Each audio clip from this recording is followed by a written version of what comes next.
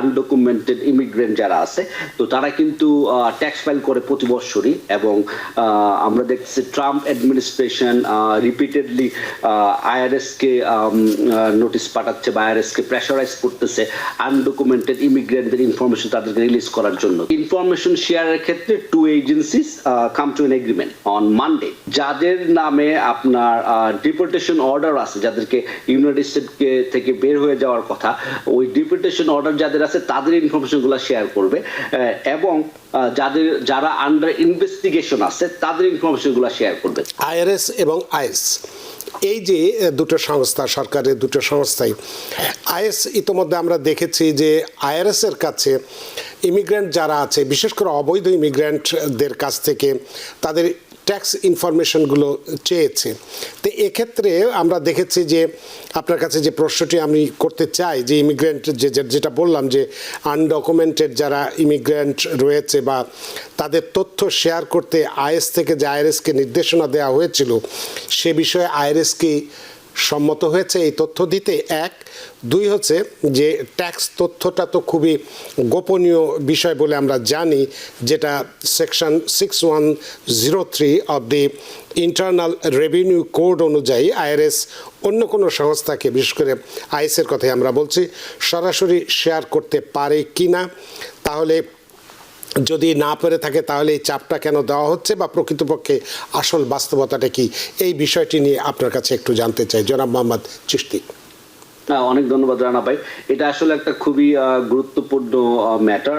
আমিও কয়েকটা কল পেয়েছি রিসেন্টলি কয়েকদিনের মধ্যে যে যারা আইটেন নাম্বার দিয়ে যাদের আনডকুমেন্টেড ইমিগ্রেন্ট যারা আছে তো তারা কিন্তু ট্যাক্স ফাইল করে প্রতি বছরই এবং আমরা দেখছি ট্রাম্প অ্যাডমিনিস্ট্রেশন রিপিটেডলি আইআরএস কে নোটিশ পাঠাচ্ছে বা আইআরএস কে প্রেশারাইজ করতেছে আনডকুমেন্টেড ইমিগ্রেন্টদের ইনফরমেশন তাদেরকে রিলিজ করার জন্য। তো অ্যাজ অফ নাও যে ইনফরমেশনটা আমরা জানি যে আইআরএস কিন্তু strict non disclosure law follow করে, বাট আইআরএস কে যেভাবে ট্রাম্প অ্যাডমিনিস্ট্রেশন করতে প্রেশারাইজ করতেছে, আজকে একটা নিউজ যেটা হয়েছে যে আইআরএস এবং আপনার হোমল্যান্ড সিকিউরিটি একটা সমঝোতার মাধ্যমে আসছে যে তারা কিছু ইনফরমেশন আইআরএস কে মানে আইস কে অথবা ইউএসসিএস কে প্রোভাইড করবে। তো এখন আইস অথবা অন্য কোনো অথরিটিকে আইআরএস ইনফরমেশন দিবে না, আইআরএস অন্য কোনো এজেন্সিকে আইআরএস ইনফরমেশন দিবে না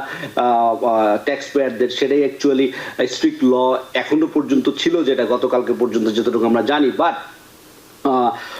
কোর্টের অর্ডার ছাড়া আইআরএস এর আসলে ইনফরমেশন রিলিজ করার কোনো অথরিটি ছিল না।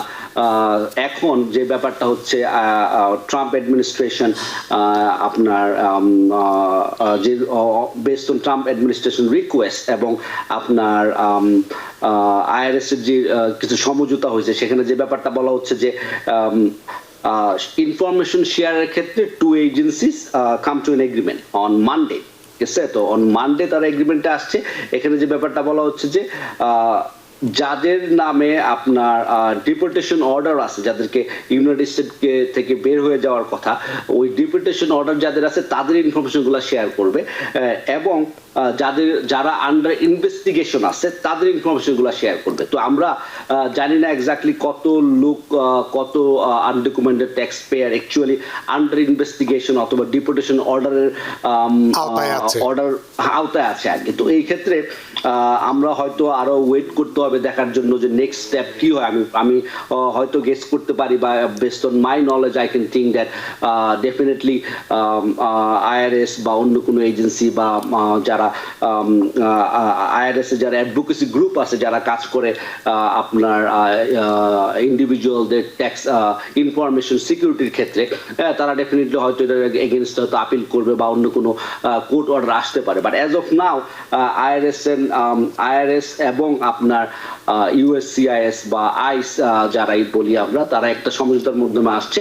কিছু ইনফরমেশন যেগুলো হচ্ছে যাদের নাম অলরেডি ডিপোর্টেশন অর্ডার আসছে অথবা যারা আন্ডার ইনভেস্টিগেশন তাদের ইনফরমেশন গুলো আইআরএস আইসির সাথে শেয়ার করবে। নিউ ইয়র্ক থেকে সম্প্রচারিত TVN 24 টেলিভিশন বিশ্বজুড়ে বাঙালির কণ্ঠস্বর।